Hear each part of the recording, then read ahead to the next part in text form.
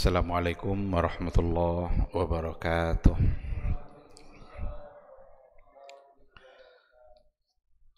Innal hamdalillah nahmaduhu wa nasta'inuhu wa nastaghfiruh wa na'udzu billahi min shururi anfusina wa min sayyiati a'malina. May yahdihillahu fala mudhillalah wa may yudlilhu falan tajida lahu waliyyan mursyida. Asyhadu an la ilaha illallah wahdahu la syarikalah wa asyhadu anna Muhammadan abduhu wa rasuluhu la nabiyya wa la rasula ba'da. Ikhwati fillah, ma'asyiral hadirin wal hadirat, Bapak-bapak, ibu-ibu yang dimuliakan Allah, kembali kita bersyukur kepada Allah Subhanahu wa taala. Alhamdulillah, pada malam yang penuh berkah ini kita kembali diberikan kemudahan oleh Allah Subhanahu wa taala untuk melaksanakan ibadah dan amal saleh. Mudah-mudahan ibadah maghrib yang kita tunaikan dicatat sebagai kebaikan dan diterima oleh Allah Subhanahu wa taala, sehingga catatan amal saleh kita selalu bertambah. Sama-sama kita juga harus bersalawat dan salam untuk Rasulullah sallallahu alaihi wasallam. Allahumma salli ala Muhammad wa ala ali Muhammad. Mudah-mudahan sosok figur yang telah berjuang mengorbankan segala-galanya selalu kita taati dan kita tauladani. Ketahuilah bahwa satu-satunya orang yang paling berjasa dalam kehidupan kita itu adalah Rasulullah sallallahu alaihi wasallam. Beliau lebih berjasa bagi kehidupan kita daripada orang tua kita sendiri. Karena orang tua kita hanyalah sebagai asbab untuk mendapatkan kehidupan kita di dunia.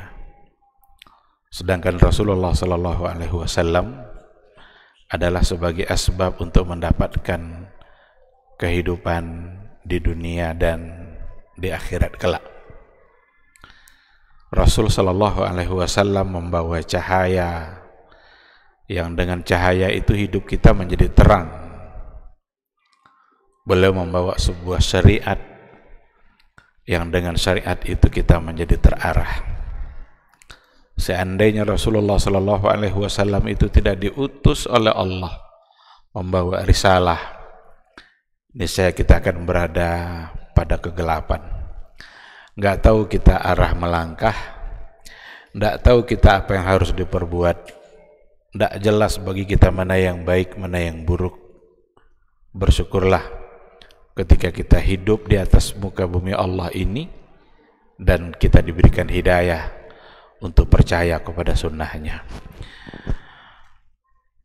Mudah-mudahan semua kita bisa mendapatkan syafaat dari beliau di yaumul mahsyar dan bisa mendapatkan minuman yang langsung akan dituangkan oleh Rasulullah sallallahu alaihi wasallam, diambilnya dari telaganya, yang kalau seandainya sudah diminum maka seseorang itu tidak akan lagi merasa haus.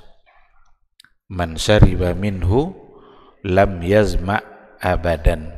Siapa yang telah meminumnya maka dia tidak lagi akan merasa haus. Padahal semua kita tahu bahwa mahsyar itu adalah tempat di mana orang-orang akan kehausan.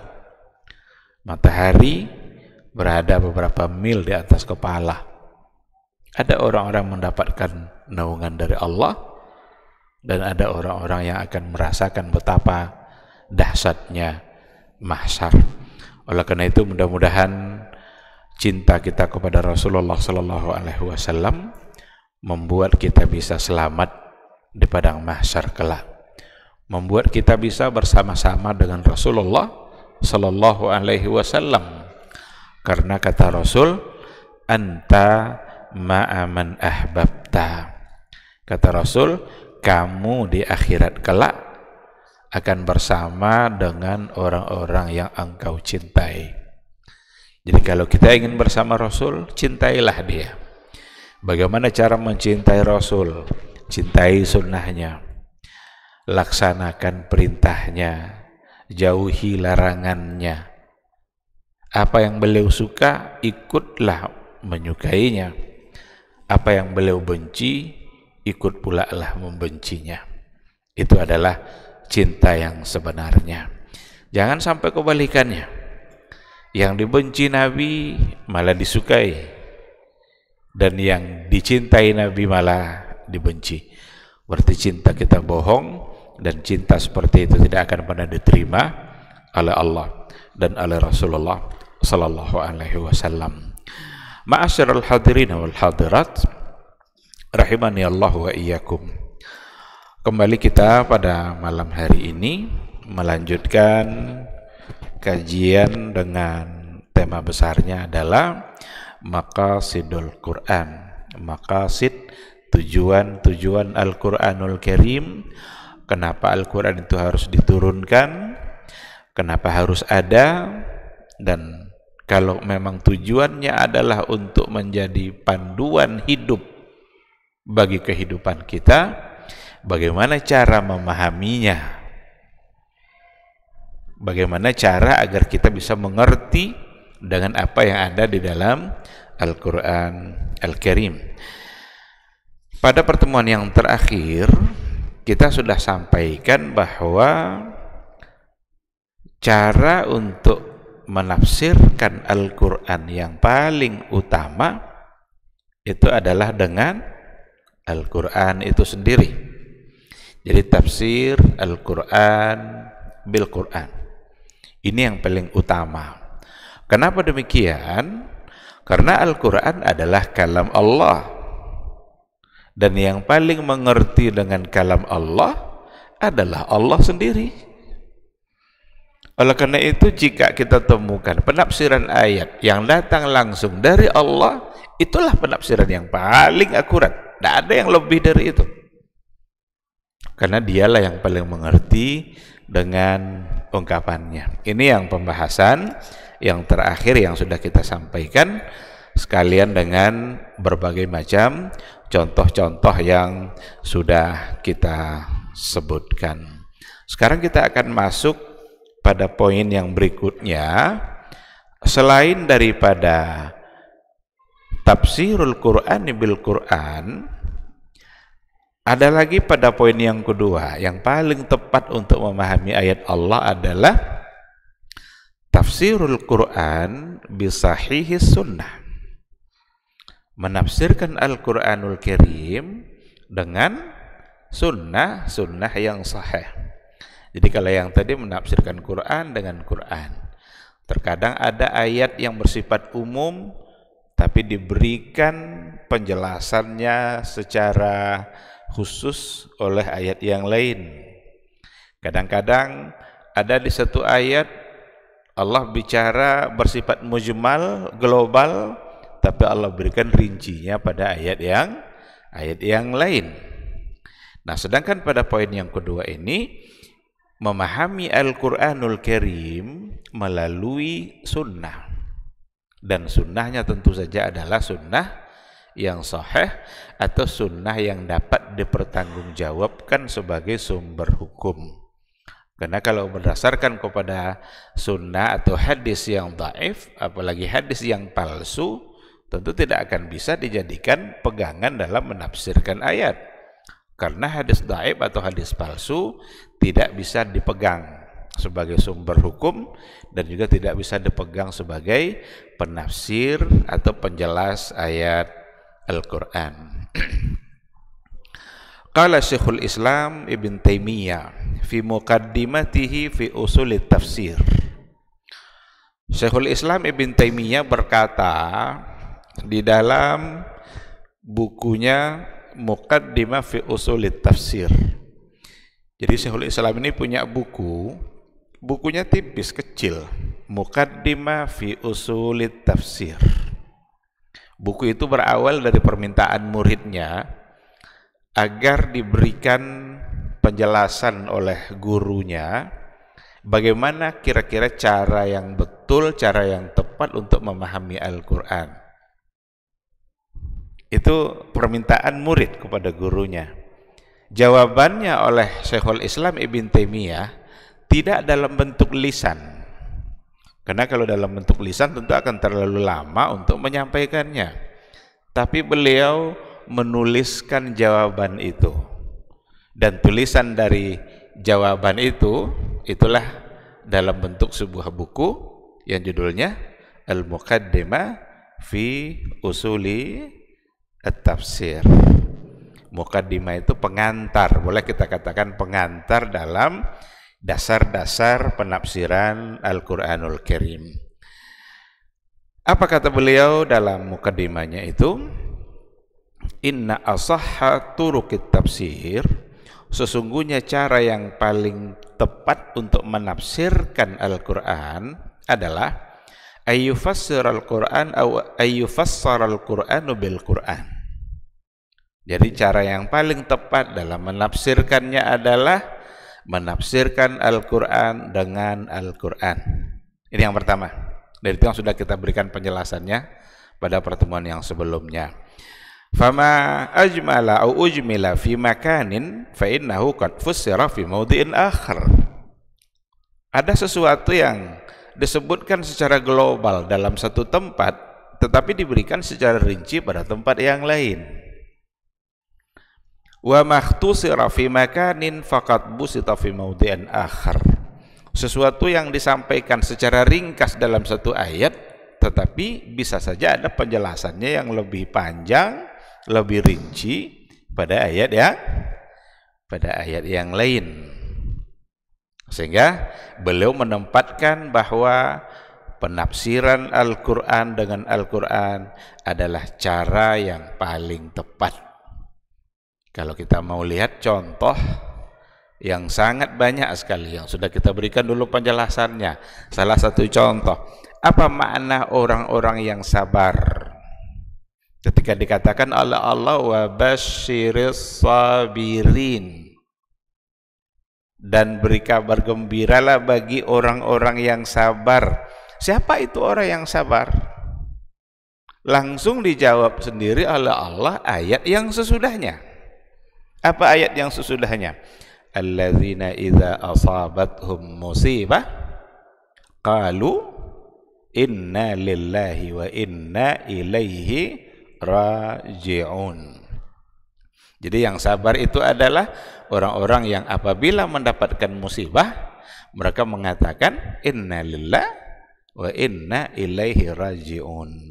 Jadi penafsiran Quran dengan Quran bisa kita dapatkan langsung pada ayat sesudahnya atau kita dapatkan pada surat yang berbeda atau pada ayat yang berbeda. Lalu beliau mengatakan, fa in a'yaka dzalik fa 'alaika bisunnah. Kalau seandainya tidak ditemukan atau sulit kita mendapatkan atau tidak ditemukan penafsiran dari Quran secara langsung, fa 'alaika bisunnah, maka hendaklah kamu mengambilnya dari sunnah. Maka tafsirul Quran bisunnah ini ada pada posisi yang kedua setelah tafsirul Quran bil Quran. Kenapa harus dengan sunnah? Fa innaha syarihatun lil Quran. Karena sesungguhnya sunnah itu adalah syarihah, syarah, penjelas. Syarihah itu syaraha yasrahu, mensyarahkan. Apa arti syarah? Penjelasan. Ini syarahan gitu. Berarti ini penjelasan. Karena sesungguhnya sunnah itu dia yang menjelaskan Al-Quran. Wa muwaddihatul lahu. Muwaddihah itu juga artinya menjelaskan. Kalau ada hal-hal yang tidak jelas, sunnah yang memberikan penjelasan. Bal qala al-Imam Syafi'i, bahkan Imam Syafi'i pernah berkata, kullu ma hakama bihi Rasulullah sallallahu alaihi wasallam fahuwa mimma fahimahu minal Quran. Jadi Imam Syafi'i pernah mengatakan semua hukum yang ditetapkan oleh Rasulullah sallallahu alaihi wasallam fahuwa, maka hukum itu adalah mimma fahimahu minal Quran, itu adalah sesuatu yang beliau pahami dari Al-Quran. Jadi ada hukum yang ditetapkan oleh Rasulullah Sallallahu Alaihi Wasallam, ada satu ketentuan yang diatur oleh Rasulullah Sallallahu Alaihi Wasallam, maka yang ditetapkan oleh Nabi itu, kata Imam Syafi'i, itu adalah mimma fahimahu minal Quran. Mestilah itu sesuatu yang dipahaminya dari Al-Quranul Karim. Bukankah Rasul itu utusan Allah secara resmi, utusan Allah yang sah dalam menyampaikan risalah? Maka ada di antara ayat-ayat yang bersifat umum, Nabi lah yang menyampaikan, memberikan penjelasan. Kita tidak akan bisa menemukan tata cara sholat secara sempurna dalam Al-Quran. Yang ada pada sunnah. Kalau aqimus salah itu ada, dirikanlah sholat, itu Al-Qurannya. Lalu bagaimana cara kita memulai sholat kita? Sholat dimulai dengan takbiratul ihram, nanti diakhiri dengan salam. Dari mana kita tahu? Sunnah. Sujudlah dan rukuklah. Rukuklah bersama orang-orang yang rukuk. Ada perintah rukuk, ada perintah sujud. Bagaimana tata cara sujud? Apa yang harus kita baca pada saat sujud? Itu didapatkan nanti dari sunnah Rasulullah Sallallahu Alaihi Wasallam. Oleh karena itu, sunnah tidak bisa dipisahkan dari Al-Quranul Karim. Ada satu kelompok mungkir sunnah, sekelompok ingkar sunnah. Mereka menganggap cukuplah bagi kita Al-Quranul Karim. Bukankah Al-Quran itu sudah lengkap? Bukankah Al-Quran itu salah satu dari sifatnya adalah la tanqadi ajaibuh, tidak habis-habis keagungannya, tidak putus-putus keagungannya. Lalu mereka merasa tidak membutuhkan sunnah. Maka itu salah besar. Salah besar. Karena tidak bisa dipisahkan. Bahkan Imam Al-Auza'i rahimahullah itu pernah mengatakan, cenderung dia untuk mengatakan bahwa al-kitabu ahwaju ila sunnati minas sunnati ilal kitab. Al-Quran itu lebih membutuhkan sunnah daripada kebutuhan sunnah terhadap Al-Quran. Nah, tapi ini perlu dipahami baik-baik. Bukan berarti pula nanti sunnah lebih tinggi kedudukannya daripada Al-Quran. Kan seolah-olah kalau dikatakan Al-kitabu ahwaju ila sunnati minas sunnati ilal kitab, Al-Quran itu lebih butuh kepada sunnah daripada kebutuhan sunnah terhadap kitab. Seolah-olah sunnah lebih, bukan itu maksudnya. Maksudnya adalah apa yang disampaikan oleh Allah Subhanahu wa ta'ala di dalam Al-Quranul Karim, seandainya tidak diberikan penjelasan melalui sunnah, kita nggak akan mengerti dengan isi Al-Quran itu. Berarti Quran membutuhkan sunnah untuk diberikan penjelasan. Dan yang mengatakan seperti itu adalah seorang ulama besar pada masa tabi'in, pada masa dahulu, sehingga keluar ungkapan seperti tadi. Baik, apa alasannya oleh Imam Syafi'i untuk ungkapannya tadi? Jadi Imam Syafi'i mengatakan apapun hukum yang disampaikan, ditetapkan oleh Rasulullah Sallallahu Alaihi Wasallam itu sesungguhnya adalah sesuatu yang dia pahami dari Al-Quran. Apa alasannya? Alasannya adalah di dalam surat An-Nisa ayat 105, inna anzalna ilaikal kitaba bil haqq litahkuma bainan nasi bima arakallah. Sesungguhnya kami telah menurunkan kepada engkau Al-Quran bil haqq, dengan benar, litahkuma bainan nas, supaya kamu menetapkan hukumnya di antara manusia, bima arakallah, dengan apa-apa yang telah Allah berikan, Allah perlihatkan kepada kamu. Berarti pemahaman yang datang dari Rasulullah Sallallahu Alaihi Wasallam untuk ayat-ayat Al-Quran itu juga Allah yang memberikan pemahaman itu. Karena bima arakallah, Agar kamu menetapkan hukum itu di tengah-tengah manusia dengan apa-apa yang telah Allah perlihatkan, Allah tunjukkan kepada kamu. Karena memang tidak lepas kita, apapun yang kita lakukan, apapun yang kita pikirkan, apapun yang kita ucapkan, itu tidak terlepas dari apa yang telah ditetapkan oleh Allah Subhanahu wa ta'ala. Ada lagi di antara ayat dalam surah An-Nahl, wa ma anzalna 'alaikal kitaba illa litubayyana lahumul ladzi ikhtalafu fihi wa hudan wa rahmah liqaumi yu'minun. Apa kata Allah? Dan tidaklah kami turunkan kepada kamu Al-Quran illa, kecuali litubayyina lahum, supaya kamu menjelaskan kepada mereka allazi ikhtalafu fihi, yang mereka perselisihkan. Jadi supaya kamu berikan penjelasan kepada mereka tentang hal-hal yang mereka perselisihkan. Makanya kalau seandainya terjadi perselisihan, kemana kita kembalinya? Kepada Al-Quran dan kepada penjelasan Nabi. Karena memang Al-Quran itu diturunkan supaya Nabi menjelaskan hal-hal yang mereka perselisihkan. Ini kan jelas sekali ayatnya ini. Litubayyina lahumul ladzi ikhtalafu fihi wa hudan, dan juga sebagai petunjuk, wa rahmah, dan sebagai bentuk sayangnya Allah liqaumi yu'minun, bagi orang-orang yang beriman. Dari ayat inilah diambil oleh Imam Syafi'i satu kepastian bahwa semua hukum yang dijelaskan oleh Rasulullah SAW itu pastilah diambilnya dari ayat-ayat atau dari Al-Quran yang diturunkan oleh Allah Subhanahu wa ta'ala. Itu juga lah sebabnya Nabi sendiri mengatakan, ala inni utitul Qur'ana wa mislahu ma'ahu. Ketahuilah sesungguhnya saya diberikan Al-Quran, diturunkan kepadanya Al-Quran, wa misluhu ma'ahu, dan yang seumpamanya bersamanya. Apa makna yang seumpama di sini? Yakni as-sunnah. Jadi saya diturunkan, diberikan kepada saya Al-Quran, dan bersama Quran itu ada yang semisalnya. Maka maksudnya oleh para ulama itu adalah sunnah.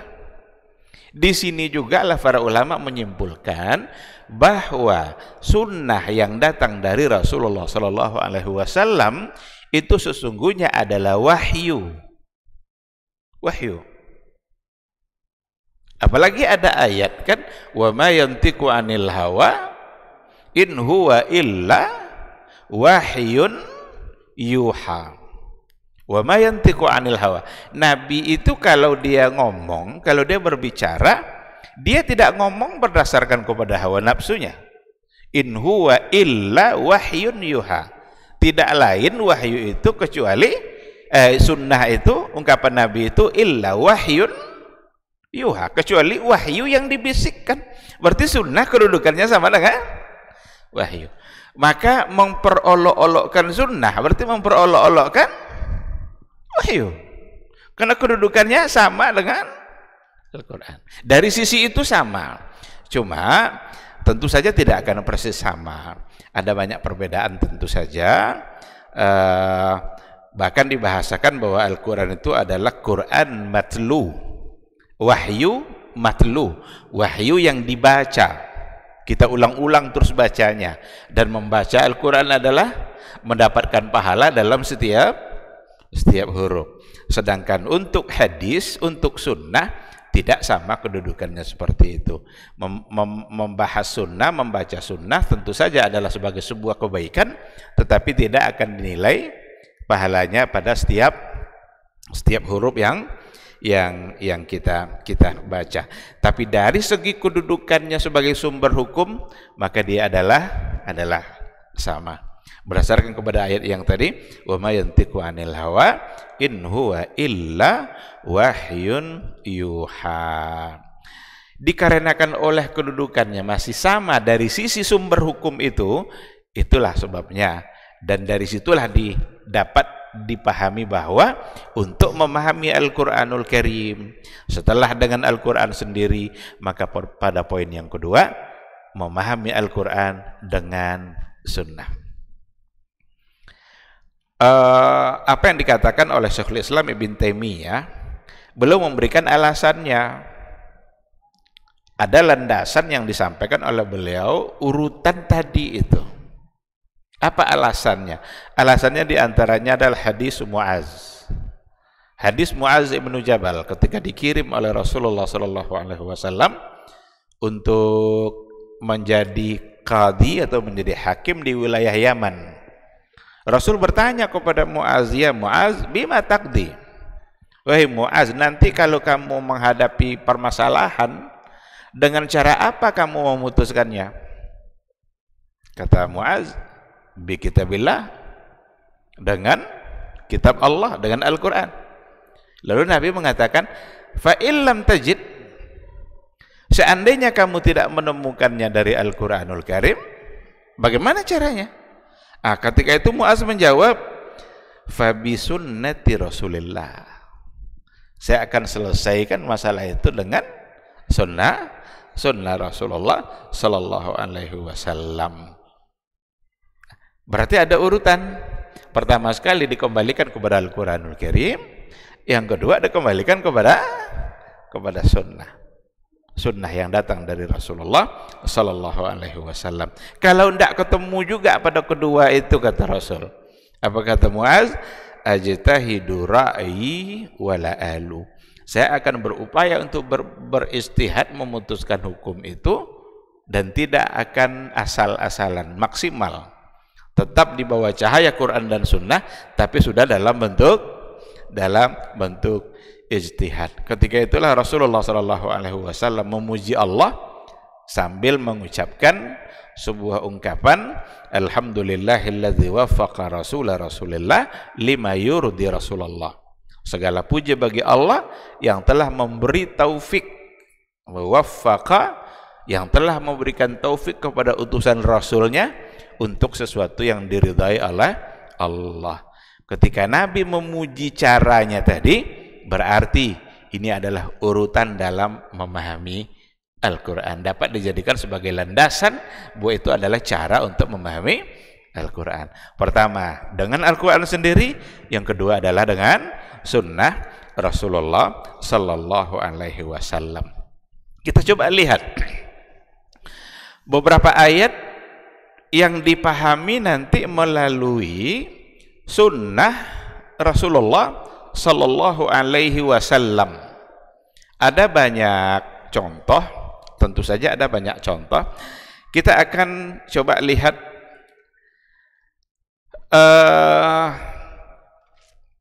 ada di antara firman Allah Subhanahu wa taala dalam surat Ibrahim ayat 27. Yutsabbitullahu alladzina amanu bil qauli tsabiti fil hayatid dunya wa fil akhirah. Yutsabbitullahu alladzina amanu. Allah meneguhkan hati orang-orang yang beriman bil qauli tsabit, dengan ungkapan yang sabit, kokoh, fil hayatid dunya, dalam kehidupan di dunianya, wa fil akhirah, dan juga di dalam kehidupan selain dunianya, untuk akhiratnya. Jadi orang-orang yang beriman itu adalah orang-orang yang diberikan keteguhan oleh Allah Subhanahu wa taala, kekuatan istiqamah dengan qaul sabit, dengan ungkapan yang kokoh juga, baik kehidupannya di dunia maupun di akhirat. Barangkali kita akan bisa memahami apa makna kokoh dalam kehidupan dunia. Tentu istiqamah dengan Al-Quran dan Sunnah Rasulullah Sallallahu Alaihi Wasallam. Istiqamah dalam menjaga mana yang halal, mana yang haram. Itu untuk dunia. Tapi apa makna untuk akhirat? Di sini Nabi yang memberikan penjelasan. Apa yang akan terjadi pada orang-orang beriman, orang-orang yang istiqamah, orang-orang yang punya keteguhan iman ketika hidup di dunia, apa yang akan dia dapatkan di akhirat? Rasul sendiri yang memberikan penjelasan, anna dzalika, Yang dimaksud dengan itu adalah fil qabri, nanti di kuburnya, hina yus'al, ketika dia ditanya, man rabbuka wa ma dinuk. Ini penjelasan dari Rasul, berarti dari sunnah. Makna bahwa orang beriman akan diberikan keteguhan nanti setelah kehidupan dunia, maksudnya adalah kemampuan dan keteguhan hati dia dalam menjawab pertanyaan malaikat di kubur nanti. Apa pertanyaan malaikat? Man rabbuka, siapa Rabb kamu, siapa atau apa agamamu. Orang-orang beriman, orang-orang istiqamah dalam kehidupan dunia, dia akan mudah dalam menjawab pertanyaan ini. Karena dikatakan di sini fil hayatid dunya wa fil akhirah. Ini contoh salah satu dari ayat Al-Qur'an yang diambil maknanya dari hadis atau dari sunnah Rasulullah sallallahu alaihi wasallam. Dan penjelasan Nabi untuk ayat tadi itu memberikan kepastian bahwa di kubur nanti kita akan ditanya. Akan ditanya. Dan justru pertanyaan itu sebenarnya mudah sekali, tapi tidak bisa dihafal-hafal gitu aja. Mudah sekali. Siapa Rabb kamu? Allah. Siapa apa agamamu? Islam. Siapa nabimu? Muhammad. Kita diajar ini waktu MDA dulu, tapi nampaknya memang ilmu-ilmu yang didapatkan ketika S1, S2, S3 habis seketika saat mati. Yang tinggal adalah pelajaran waktu MDA dulu. Man rabbuka, siapa Rabb kamu. Itulah diajar kita waktu kecil kan. Jadi pelajaran-pelajaran waktu ngambil doktor enggak ada ditanya malaikat tuh. Pelajaran waktu ngambil master enggak ada ditanya malaikat. Yang ditanya pelajaran waktu MDA dulu. 3 itu lah tuh. Agamamu apa, Rabb kamu siapa, dan nabimu siapa. Berarti ini satu kepastian. Karena ada di antara orang yang tidak percaya dengan pertanyaan malaikat, padahal datang dari hadis yang sahih. Ada juga yang mengatakan menolak itu karena hadisnya adalah hadis ahad. Jadi kalau hadis ahad katanya tidak bisa dipakai dalam persoalan akidah, tapi itu tidak betul. Untuk dipakai dalam beragama, mau akidah, mau ibadah, bukan ahad atau mutawatirnya, tetapi sahih atau tidak sahihnya. Maka penjelasan Nabi untuk ayat ini memastikan bahwa nanti di akhirat kelak orang-orang beriman akan diberikan keteguhan hati dalam menjawab malaikat Allah. Oleh karena itu, kalau ingin nanti kita istiqamah dalam menjawab pertanyaan malaikat, maka istiqamah pula lah ketika kita hidup di atas dunia ini. Seandainya kita tidak istiqamah di atas dunia, cenderung melakukan hal-hal yang maksiat, malas melakukan hal-hal yang sifatnya ibadah, kalau itu yang terjadi, nggak akan ada nanti istiqamah dalam menjawab pertanyaan malaikat. Yang ada malah kesulitan demi kesulitan. Kita ambil contoh yang lain. Di dalam surat Yunus ayat 26 dikatakan oleh Allah Subhanahu wa taala, lilladzina ahsanul husna wa ziyadah.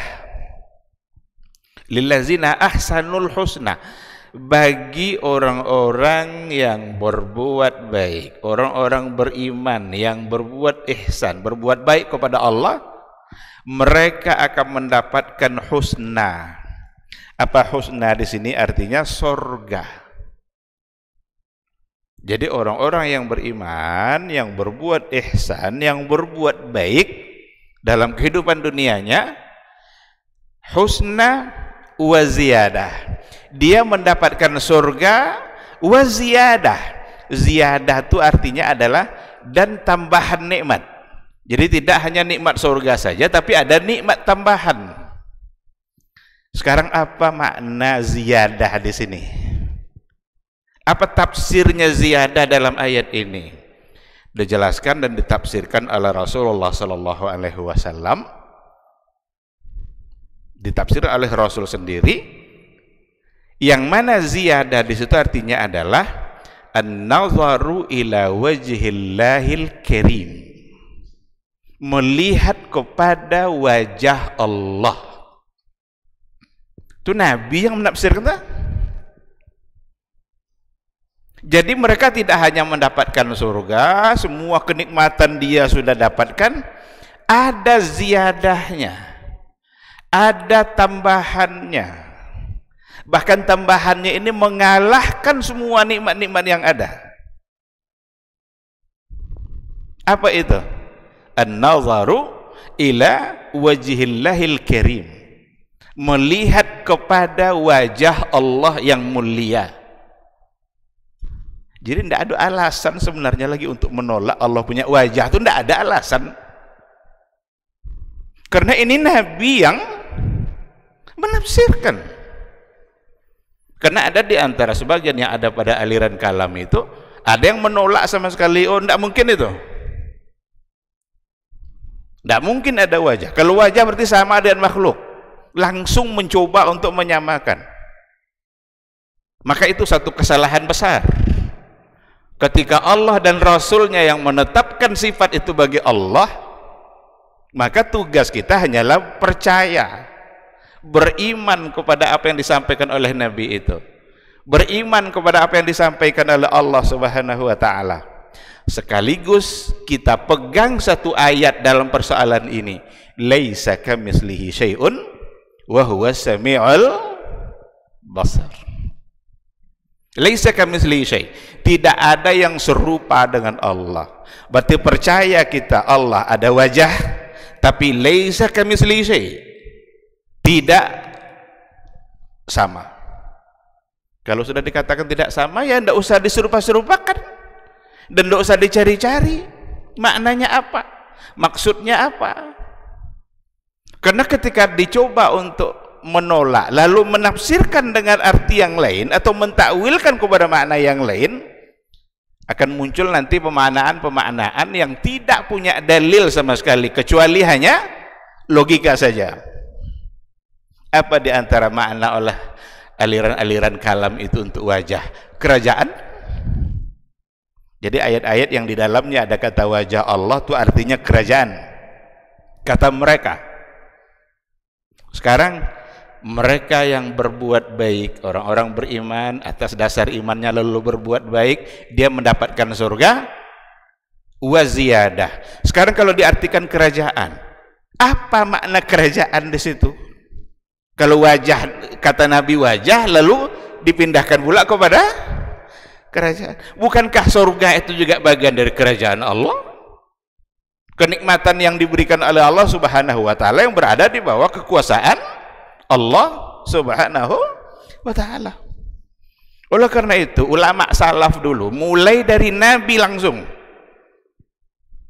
terus sahabat-sahabatnya yakin dengan sifat-sifat Allah yang ada dalam Al-Quranul Karim, baik yang berhubungan dengan af'alnya atau sifat-sifat yang berhubungan dengan zatnya. Salah satunya adalah dalam persoalan wajah.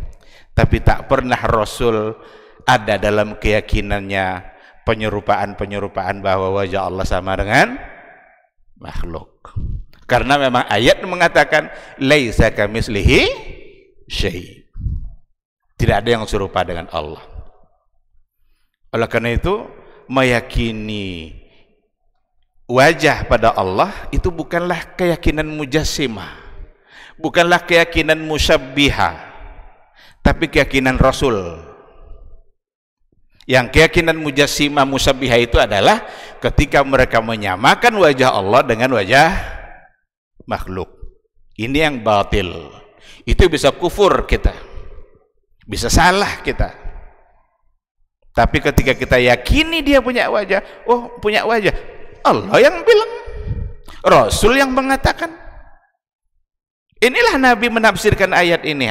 Ziyadah hadis itu berdasarkan kepada hadis yang sahih dalam Sahih Muslim, itu dikatakan bahwa ziyadah itu artinya an-nazaru ila wajhillahil karim, melihat kepada wajah Allah yang mulia. Jadi tidak perlu untuk ditakwil. Ditakwil seperti itu, pertama, membuat kita akan menolak sesuatu yang telah ditetapkan oleh Allah. Kedua, kita menafsirkan ayat atau mentakwilkan ayat, merubah maknanya kepada makna yang tak pernah ditetapkan oleh Nabi. Tentu akan menjadi salah kita, karena Nabi tidak pernah menetapkan seperti itu, lalu kita yang menetapkan. Maka imani saja, percayalah, yakinilah, karena memang berdasarkan kepada hadis yang sahih. Jadi itu dua contoh. Sekarang kita akan jawab dulu suara azan, dan insya Allah nanti setelah itu akan kita sambung sedikit materi kita.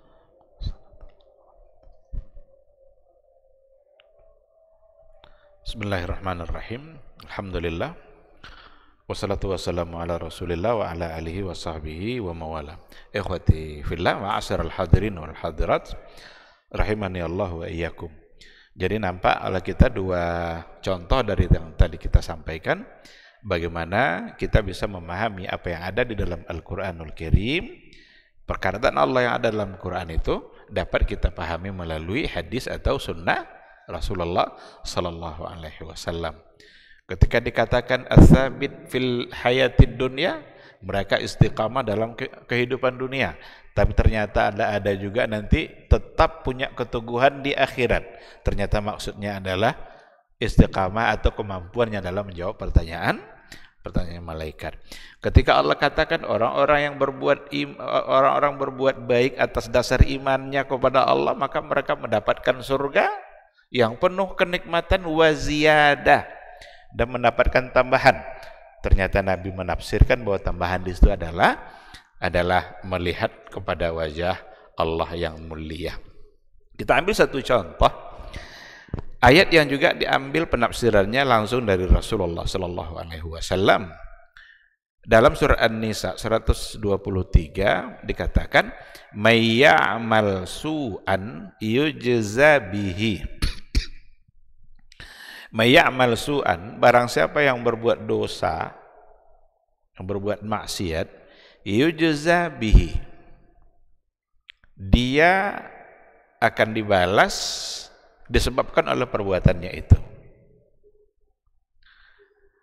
Kalau untuk akhirat, kita sudah pasti paham apa balasan yang disediakan bagi orang-orang yang pelaku dosa.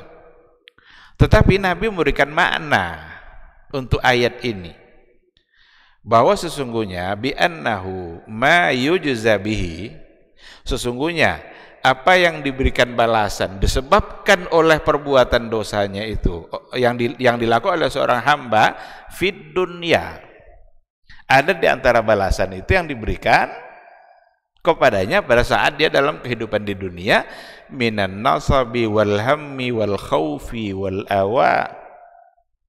Ini semua adalah bentuk dari balasan-balasan atas dosanya. Gelisah, hati yang merasa gelisah, kemudian rasa takut, jiwa tidak tenang, atau diberikan balasan-balasan ujian-ujian oleh Allah yang ternyata tidak hanya sekedar ujian, tapi itu adalah disebabkan oleh dosa.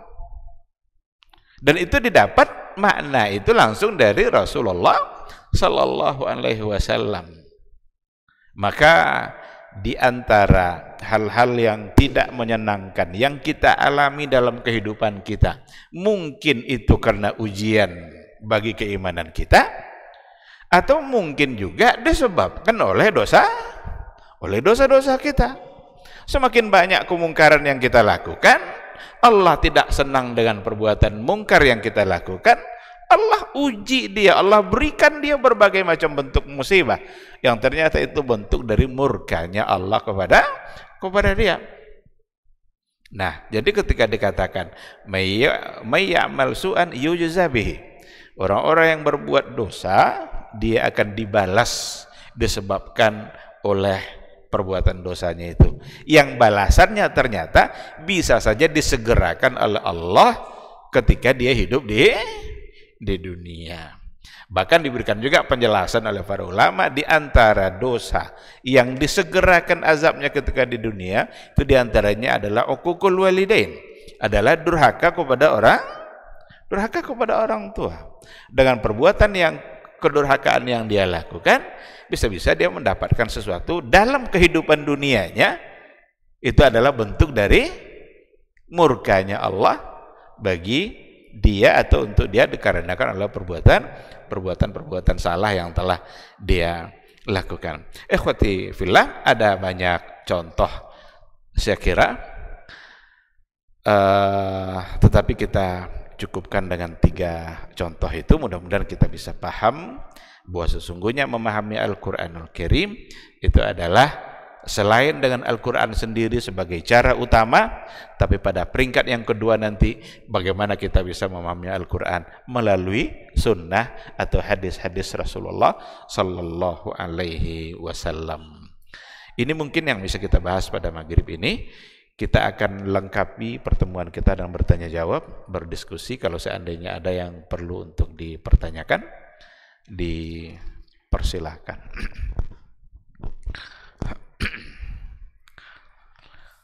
Silakan. Pas.